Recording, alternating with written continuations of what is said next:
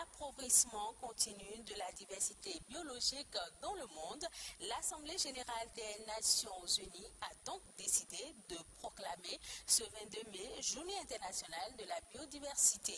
Nous faisons partie de la solution, c'est le thème retenu pour l'édition 2021. C'est une manifestation internationale qui offre entre autres des occasions de sensibilisation du grand public et d'apport de réponses aux questions sur la biodiversité. Amandine Alonso. Elle désigne toutes les formes de vie sur Terre et les caractéristiques naturelles qu'elle présente. La biodiversité représente la diversité des êtres vivants et des écosystèmes. La biodiversité doit désormais être perçue suivant le secteur d'origine des uns et des autres. Quand je prends par exemple le forestier, la façon dont il perçoit la biodiversité, c'est autre chose. Quand je prends les privés, les commerçants, pour lui, la biodiversité, c'est une opportunité. Quand je prends les tradithérapeutes, c'est un outil de travail avant tout. Donc, quand je prends le public, c'est l'utilisation qu'on peut en faire, l'ombrage, les fruits. La biodiversité offre un grand nombre de biens et services qui soutiennent notre vie. Or, la nature décline actuellement à un rythme sans précédent avec un taux d'extinction des espèces qui s'accélère, ce qui provoque de graves effets sur les populations du monde entier. Les menaces anthropiques, je commence par ces menaces-là, concernent d'abord les changements climatiques et ensuite les catastrophes. Et en termes d'action anthropique, là, on peut les subdiviser en 3 sous-groupes. D'abord l'agriculture itinérante sur brûlis. L'accroissement de la population, il y a une forte urbanisation et donc les villes s'accroissent. On dit que la population mondiale d'ici 2030, plus de la moitié va résider dans les villes. Et donc, il y a une forte urbanisation qui conduit aussi à la perte de la biodiversité.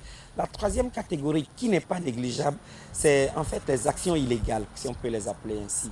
Elles concernent en réalité tout ce que l'homme fait et qui ne correspond pas à la réglementation en vigueur. Ne pas agir, c'est faillir à l'humanité et le gouvernement béninois a déjà pris certaines mesures pour restaurer la biodiversité. Depuis 2016, il y a eu une très grande prise de conscience, disons même un changement de paradigme.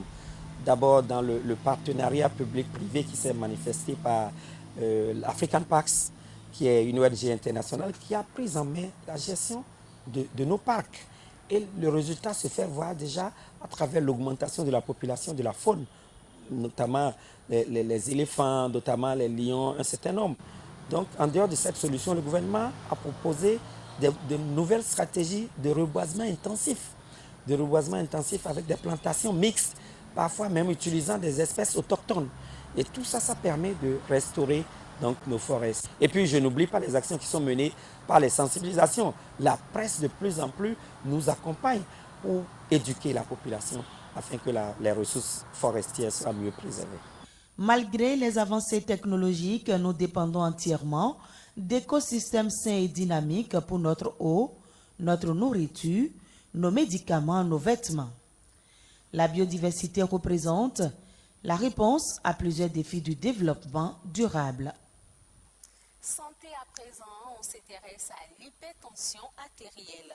Plus de 70% des personnes qui en souffrent se trouvent malheureusement en Afrique selon l'Organisation mondiale de la santé. L'hypertension artérielle peut endommager plusieurs organes vitaux comme le cœur et les reins. Son traitement et sa prévention reposent en grande partie sur des mesures d'hygiène de vie. Dans ce reportage, Héloïse Winato nous en dit un peu plus sur cette pathologie, les comportements à adopter pour être à l'abri de cette tueuse silencieuse.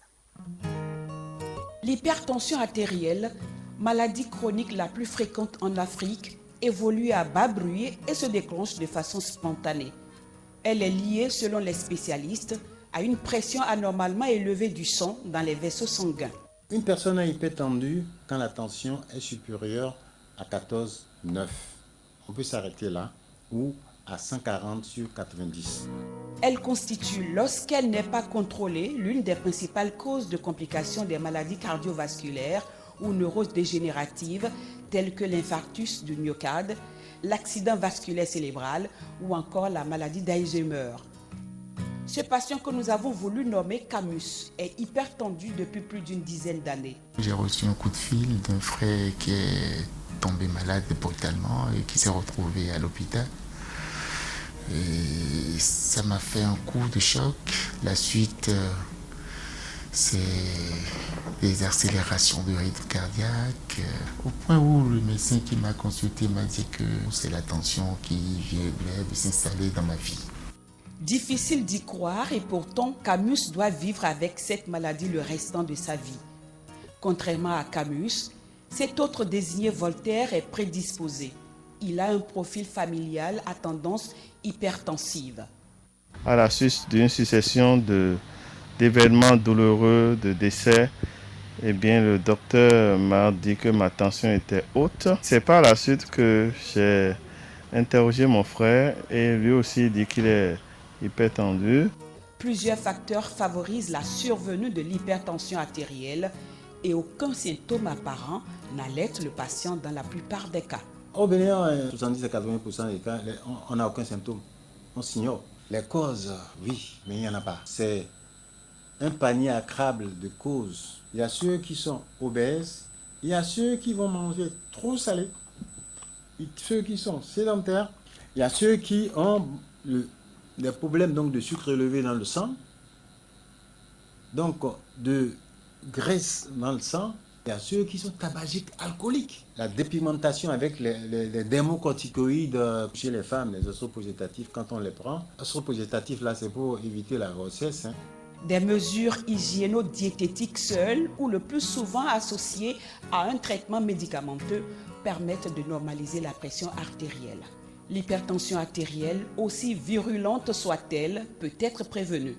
Pour un hypertendu, le matin par exemple, il peut avoir un petit déjeuner complet, c'est-à-dire prendre du thé avec du lait écrémé, 100% écrémé. Il peut prendre des œufs avec très peu d'huile et vraiment voir pas du tout de sel. Éviter les bouillons, il n'y aura pas de bouillon de cube. Éviter les produits de conserve. À midi, il peut manger normalement la pâte, la sauce, mais une portion de pâte. Prendre beaucoup de fruits entre les repas ou avant les repas. Et pour le dîner, il faut manger léger, de la salade, ne pas manger très tard. Zéro tabac, zéro alcool, 5 portions de légumes et fruits riches en potassium, peu de gras, peu de salé, marcher, danser, bouger, c'est ce que recommande au Bénin le programme de lutte contre les maladies non transmissibles. Ne pas bouder le plaisir de table, mais tenir compte de ces composantes permettent de rallonger l'espérance de vie. Il faut donc observer ces règles pour vivre aussi longtemps que possible. Est le moyen à travers lequel celui qui les transmet des sentiments et des émotions. Il met un point d'honneur sur la culture et les problématiques de la société, jadis utilisées par nos aïeux pour se divertir tout en éduquant. Le conte est petit à petit en train de disparaître. Pourtant, nul n'ignore son importance. Boris Agossadou, ingénieur culturel, revient ici sur le rôle et la place des arts de l'oralité dans la société. Les arts oratoires, c'est tout ce qui est en rapport au récit, à la voix. C'est l'art de communiquer, de transmettre, n'est-ce pas, une conviction, une idée, à travers la voix, à travers les gestes, à travers les émotions. Après, la colonisation faisant son chemin, Senghor, principalement, et toute une catégorie d'écrivains ont connu l'écriture, et ceux-là étaient les pionniers de la vraie oralité, parce que c'est eux qui ont transcrit, c'est eux qui ont remis ce que les anciens disaient, voilà, c'est eux qui ont mis ça dans les bouquins. Le rôle de l'art oratoire, c'est comme tout art, c'est de changer des comportements, n'est-ce pas, de décider, de permettre, n'est-ce pas, à ceux qui peuvent décider de décider, c'est de développer, c'est de changer, n'est-ce pas, des méthodes de vie, des comportements de vie, d'adopter des bonnes pratiques. Ils ont toujours à la fin ou au début une leçon de morale. Une leçon de morale. Et quand vous écoutez vous suivez cette leçon, alors là, vous changez. au moins vous rappeler qu'il y a telle chose qui a été dite à un moment donné par tel orateur, le conteur, il peut, sur des faits de société, peut se décider, n'est-ce pas, de parler par exemple de ceux qui brûlent le feu, ou ceux qui ne s'arrêtent pas au feu, voilà, vous comprenez, ceux qui urinent en pleine rue, vous voyez, ceux qui, voilà. Donc, forcément, ceux qui s'y intéressent et s'y collent changent. Suivons à présent la nation en bref, une compilation des faits ayant marqué le Bénin ces dernières 48 heures, présentée par Amandine Agnos.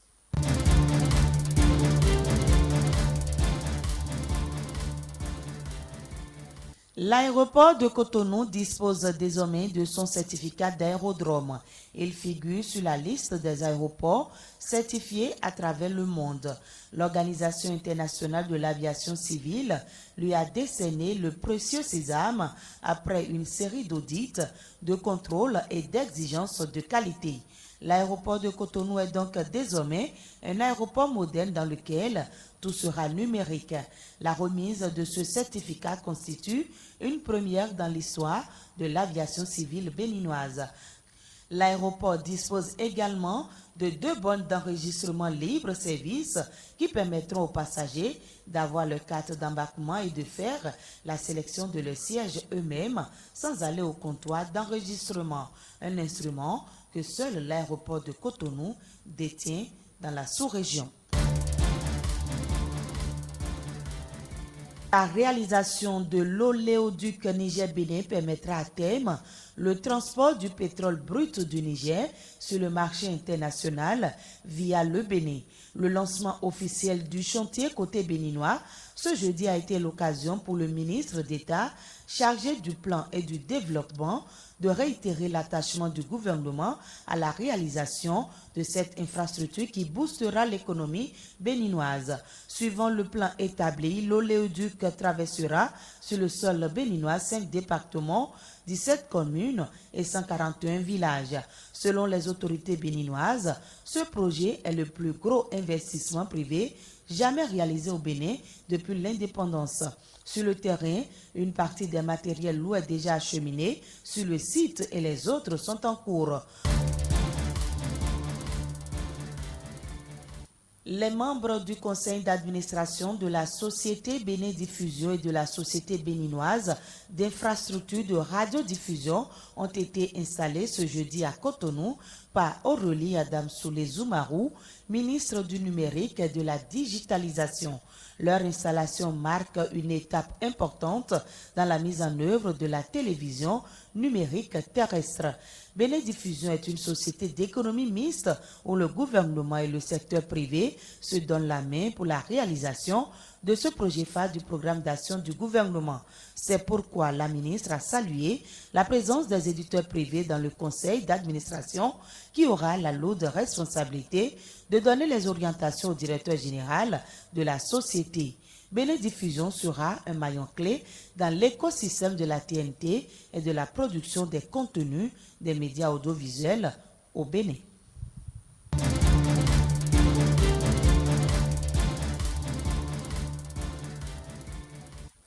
Ainsi se referme cette édition. Merci de l'avoir suivi. Retrouvez ce journal sur le site de l'ORTB, www.ortb.bj.